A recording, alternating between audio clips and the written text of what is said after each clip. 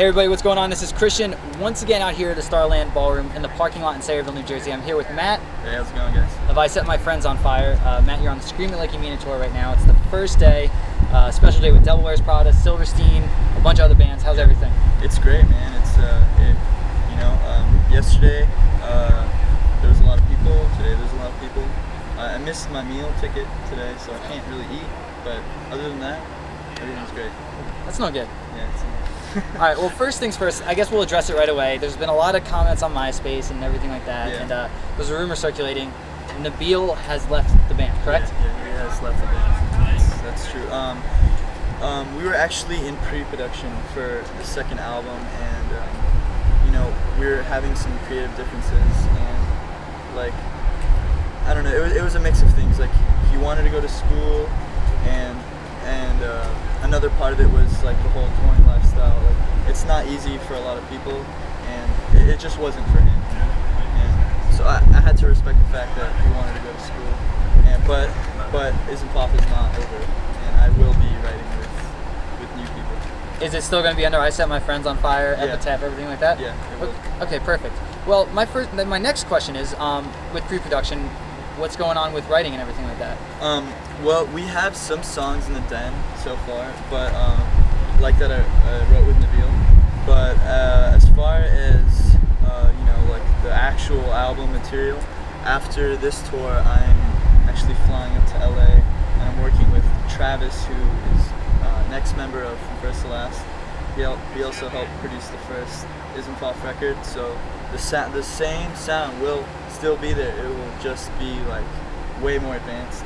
And I'm working with Tapley from The Human Abstract, and I'm also working with the dudes from Modified Noise, which is like this electronic dub DJ that Travis works with and stuff.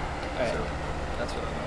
Hey, and Travis with The Color of Violence obviously brings in an idea of what it's like to be a member of a small group. Yeah, So. yeah, definitely. All right, great. Well, then the next thing that I have to ask is, because you guys really got your start with the cover song. How do you guys want to be defined as a band and not just be known for covering a popular rap song? I want to be defined as a band as like that just isn't scared to take risks.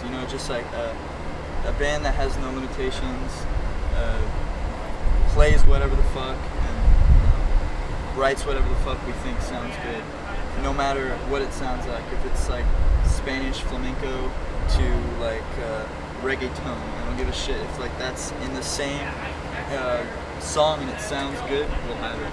So experimental, I guess. Perfect.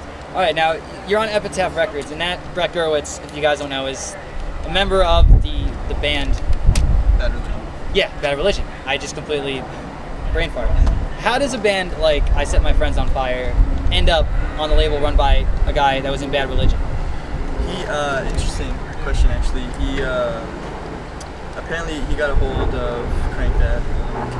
Quite a few people did, and he realized that we were getting a lot of recognition, and he heard the original songs that we did after Crank That. He realized that we were more serious than just a cover band, and his assistant Sue, which I'm actually really close with, she emailed us, and she just pretty much told us that Brett wanted to offer us a record deal, and we were stoked as fuck. I was 17, Nabeel was 18, and I couldn't say no. So that's and he's an awesome guy. Like he always says that he's our biggest fan, and I believe it. So. Are you kind of over Crank That? Like, I guess you have to play it live and stuff? Or? Actually, we haven't played that live in like over a year, I would say, and I don't like to play it just because it's not like that. It's not that serious. Like, when we did it as a joke, but we did it more. We did it more of as a grabber, like in a book. Like, when you read a book and you read the first couple of lines in a book, and you're like, oh, okay, this is tight, I want to continue reading. That's how I view Crank That, like a grabber of like our book. Like, it caught people's attention, and they were curious about it, and then we just continued on from there. All right, well, you guys, you were a two-piece, essentially. Yeah. Now it's down to you. How you guys play with a live band? How does that sort of change the dynamic of being like a band that works on a lot of programming and now using a full band live? Well, the only difference is, there's backtracks for all the other instruments that aren't being played by musicians. But there's a drummer, which that definitely helps live, and a guitarist, and we don't. The bass player is in the tracks as well. But I don't know. We just like to keep it small because when I figure when people see that, they're more impressed than a huge band, because they're like, only 3 people are doing that.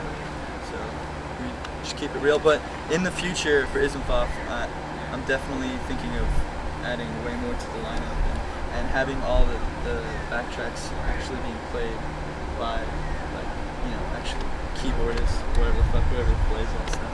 That sounds good. Well, this is Breaking the Mold. We do have to have a little bit of fun with our guests on the show. So my first thing is, where would you guys be if Macintosh wasn't invented? I don't think we'd be a band at all. Like that,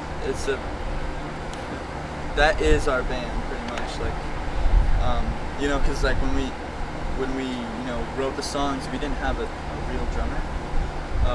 So all the drums on that first record is programmed, and all the synths and like every just like atmospherical sound that you hear on that first record is all programmed. The only thing that is like authentic is guitar and bass and I guess like keyboard stuff. But like other than that, yeah, without Macintosh, Ismfaf wouldn't exist. That's for sure. And a lot of fucking bands would not exist either. So thank you, Mac. Yeah. No autotune then. No. Yes, auto-tune. No auto-tune. It wouldn't exist. Yeah, it wouldn't exist either. Yes. There'd be a lot of trouble in music, I think. There would.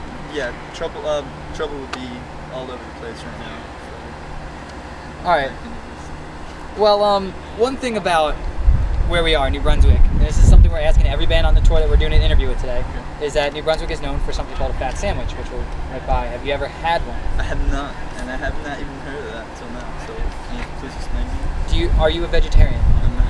Okay, that's perfect, because Shane from Silverstein is, and I kind of threw him off a little bit.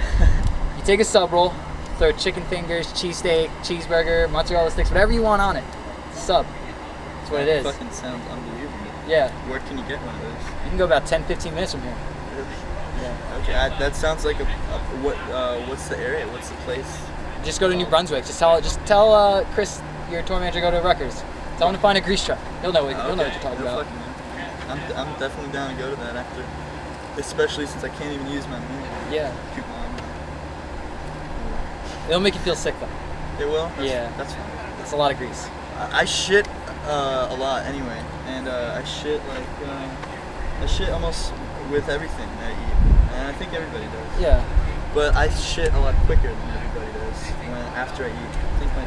I don't think I have an intestinal tract. I think it's just like an esophagus, and it goes straight into my anus. Oh, okay. So as soon as I eat, it doesn't even process. Sometimes I'll eat a burger and it will come out like a burger. That's a rare talent. Yeah, it's pretty crazy. And sometimes if I'm not near a toilet, there's no water, I'll eat it again. Oh, okay. But don't worry, like, see, I know it sounds weird, but it's true. Like, I really do shit food. Okay. Well, then, final question. Where do we go from here? Do you have any hidden talents? Well, let's just say Sting has nothing on me. He can go 8 hours, I can go 9. There you go. Ladies and gentlemen, this is Matt with I Set My Friends on Fire. You want to hit them up, tell them where to go online and stuff? You can go to myspace.com/I Set My Friends on Fire. And I guess if you're watching this, you don't need to know that things have been changed. So, yeah, I love you. Facebook too? Great, Matt. Thank you so much. We'll be back in a bit.